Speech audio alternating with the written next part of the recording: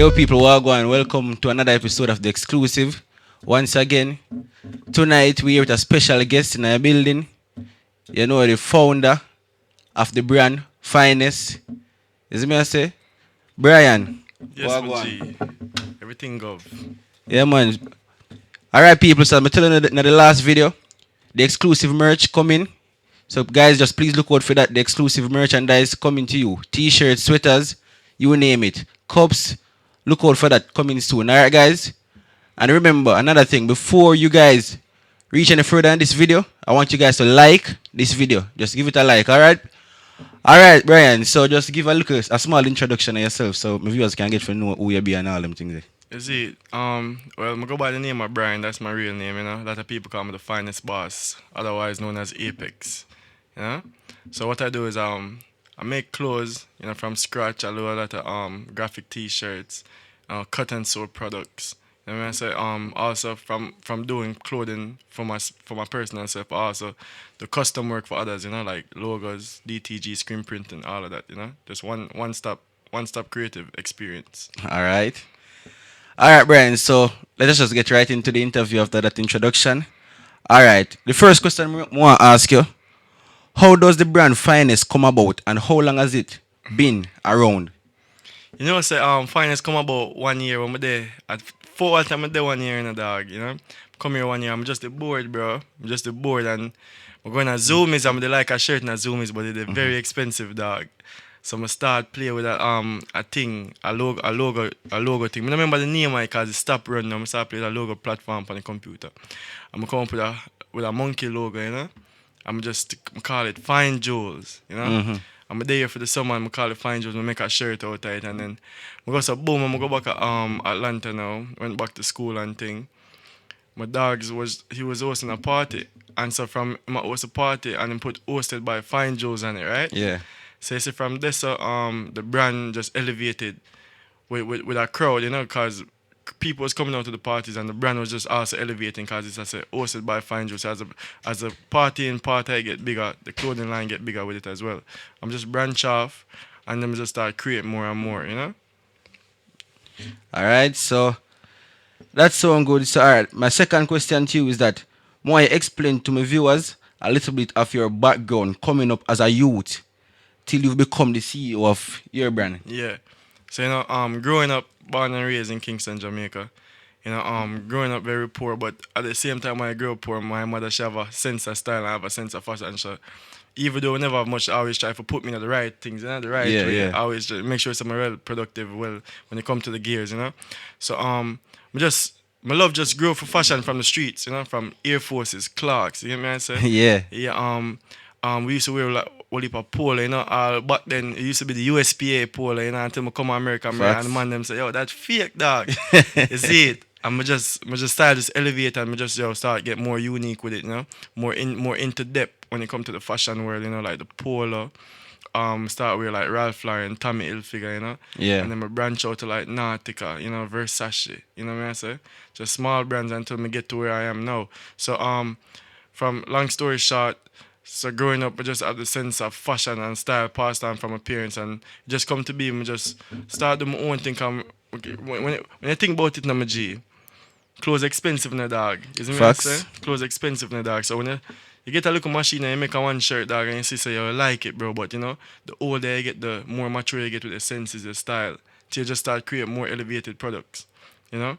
And coming from the background where me I come from, a lot of people will say it's taboo. Cause man no fear make clothes, man no fear sew, you know? Yeah. A lot of people will say it's a taboo thing, you know? But that never stop us still. We just keep going because of what we like, you know? Of what we like. And we know we're true to ourselves, you know? Yeah. Alright, so what has always been your dream from a kid growing up? You know, so from a kid growing up, I always wanted to become a dermatologist or a soccer player, dog. No joke. But that just never got so, you know? As I grew more, I realized I can't make the kids in me. The kid inside of me make my adult Yeah. decision in life, you know?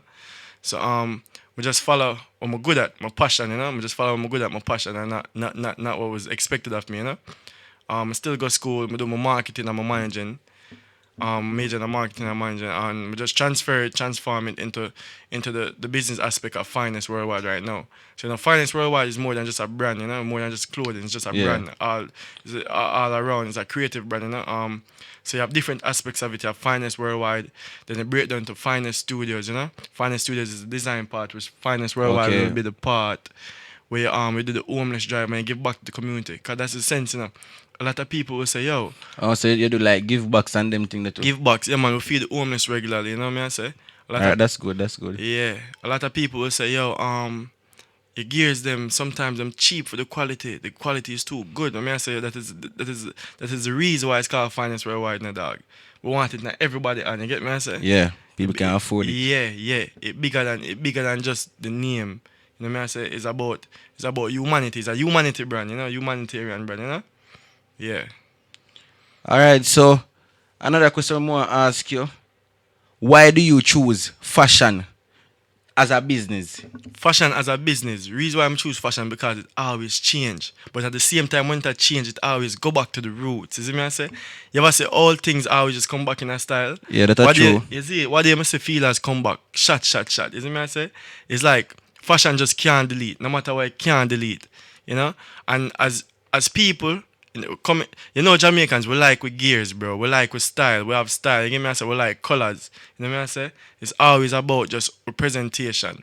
So, what the best way for the presentation without if it's not clothes, garments, You Yeah. just have a passion for garments, textures, colors. You get me? I say? So it's just the right thing, man. I just always about my presentation, and fashion was the best way to do it. You know what I say? And then I just try to elaborate from all designers. You know what I say? And as we say, you can't delete fashion. No matter what, you can't delete. That's one Yeah, thing you true. cannot delete. Style and style. Alright, so another question I want to ask you: like, what is your market, your market target? Which market you target for, you Yeah. target a brand to? Right now, the market target you can call them the millennium or the generation X. So I target like high school students, Okay. high school students, college students. Because as I said, I went to school, so that's really where my brand expanded on a different level, from my college community. You get me? I say, so from targeting that generation and that group of people, you realize that these are the people that spend money on clothes. These are the people that Yeah. wear clothes more than everybody else because them a go classes every day. You get me? I said them a go Yeah, true. party, them a go on dates. So I'm just try to target that market area. I'm just try to make the clothes affordable for that market area. But alongside from that, don't get me wrong, I do have high end fashion products, like Yeah. runway pieces and stuff like that. That's targeting in a different realm. Okay. So it's just about creativity and it's just about creativity and a part of that is just about giving a variety. Some have a variety of things. So as we grow, we just try to elevate and just tap into every market possible. Okay. So another thing, like promotional wise, how has it been for you promoting your brand? Promoting my brand, in a sense, you can say it was all self implied. But at the same time, I have a team. I have a team, like my brother right here. So we have a team. So what I do is straight social media. If I'm on social media, we are B2 gears. Me not we're nothing about finance. My dogs around me don't we're nothing about finance. I just True. one team, one dream. So that's how we do it. And then when we go places, we do a lot of fashion shows, different colleges, different communities. Use Twitter, Instagram. You can follow me at Instagram at Finest Studios CO. All right, people. So that his Instagram name will be down below, so you guys can follow him. Yeah, same thing at Twitter. You can follow my personal page at Apex the underscore King. So that's how I go about promoting my thing, just social media, wearing my own thing, and just the people that wear my own thing, people that around me are wear the finest gears. You know. All right. So another question. On a scale of 1 to how long you said the brand been around? The brand started in 2012, elaborately. Elaborately, the brand started around 2012. That's when we started pushing the name for real. And then, Okay. and then probably like 2014, the brand elevate into a different realm. But it's 2017 when they come back at Destin again. We come back at Destin because I'm sure the cheap, the pre, my brother. 2012 the brand start, right? 2012 the brand start in a Fort Walton. I come here and the brand start, right? 2014 I come back here, you know, dog. It's like Fort Walton, I'm a base, bro, for my Yeah. creativity, for flow. You see me, I say? It's like me just isolate myself from everybody with around me in my community, yeah, when I come here. So 2012, I come here, the brand start. I go school. 2014, I come back. I'm do me revamp the brand, you see it? So you see 2015, I'm start college. And 2017, I come back again with one of my bro, you know? And then 2017, I'm then at college now. And then, I just take a different perspective on the brand. I just say, we're going to do this. We're going to change the name. Because Finest was not always the name. It used to be Fine Jewels. Okay. So in 2017 now, when I come back at Fort Walton, I just come up with a new marketing strategy because it's like, Fine Jewels does not resonate to people. You know Yeah. what I say? But when you see somebody in them finest, you say, where I rock my G? You know something, I'm a finest. It sound good, it feel good. If you know, say, True. we're a finest, you know? So we just revamped the brand in 2017, and from 2017 until now, it's just been a whole different ball game, different experience, you know? But overall, so far, 8 years and counting, and we give thanks for that. All right. So following the question that I want to ask you now. So from the brand being around on a scale of 1 to 10, how successful has the brand been from then till now? In a sense of being successful, you can say the brand is progressing. I just Okay. you never. It's always room for growth. You never want. True. It's always room for growth. No matter how much progress you see, it's always room for growth. And we give thanks for the progress, what we say. But from a scale from 1 to 10, in the perspective of my market and how I target and market my products, I would say, the success rate is probably at a solid 7. So it's a All lot of right. more That's work good. being to done. A lot of more work need to be done. Always room for improvement. So all right. My final question to you, as a young entrepreneur, where do you see yourself as a young businessman within the next 5 or 10 years from now? Sorry, the next 10 or 5 years from now, really, as I said, finance studios that are the main target point. So 5 to 10 years from now, we just want to expand the brand. We just want to expand the brand in the sense of doing this. We want to create something new, finance studios, one-stop print shop. When you go to a print True. shop, people specialize in a screen printing, them specialize in a Yeah. embroidery, them specialize in a direct to garment. You can't go nowhere and get one thing done the same time. Yeah, that's Get me true. I say? Yeah, So that's smart. so that's one thing we really want to tap into. But at the same time, while we are the printing, we want the alterations. So Yeah. if you want to come take in your pants, you want to come make a shirt from scratch, a jacket Custom. from scratch, a custom, you can get it all done in one space. So we just want the finest studios. It's not, as I say, it's not just about clothes. It's bigger than clothes. Yeah. We want a creative space, we want a studio, a photography studio, a music studio. Just all under one roof. One Just banner. something for all creatives. So 5 to 10 years from now, I'm just seeing myself and seeing the brand being very successful and being a staple in the city of Atlanta. That's our goal. That's our goal for 2025. We want to be a staple in Atlanta. From now until 2025, we want to just shake Atlanta by force because, to be honest with you, the support will always be there from Atlanta. That's home. From Florida, the support will always be there from Florida as well because that's second home. When I first moved to America, I moved to Miami first before I end up in Atlanta. So just see the brand elevating now. We just want to create a space. We just want to create a space, something different, where the environment never see it. All right. So before we go any further in this interview, I want to make it be known that all right. So is design finest.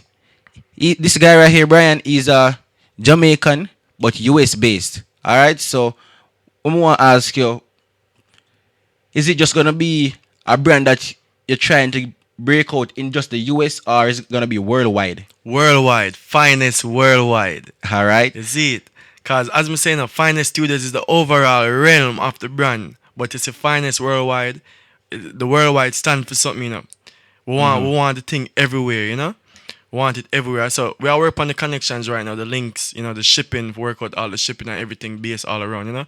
But as we say, so far we have Japan, we have France, we have Germany, we have Bermuda so far that I can think of from my head, that countries that we shipped to in the past, overseas, and we give thanks for the people overseas that support, especially the military bases overseas, because them always I reach out. All right. Yeah. All right, people. So there you have him, Bryan. And my virgin success is a must. It's You a must, you understand? So because the exclusive we're there too and we are doing it, we are putting in the work.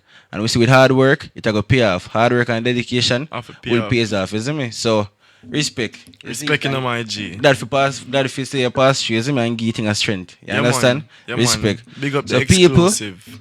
please remember to like this video, share this video, subscribe. Alright, to the exclusive YouTube channel. Once again, the exclusive.